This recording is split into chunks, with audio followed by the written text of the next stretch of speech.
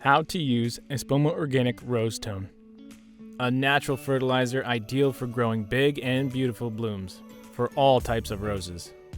For new plantings, dig a hole about 12 inches across and 18 inches deep. Add organic compost and 3 cups of rose-tone to the removed soil and mix thoroughly. Partially refill your hole with this mixture and place your plant in the hole. Backfill with the amended soil and firm around the roots. Water thoroughly. For established plants, feed monthly through the growing season, often May through September. Apply 1 1/4 cup around each plant and gently scratch into the top inch of the soil. To prepare the soil for potted plants, before planting add 2 cups of rose-tone per cubic foot of soil. Mix thoroughly. To feed potted plants, sprinkle 1 teaspoon of rose-tone for every 3 inches of pot diameter into the soil around the outer edge of the pot. Water thoroughly.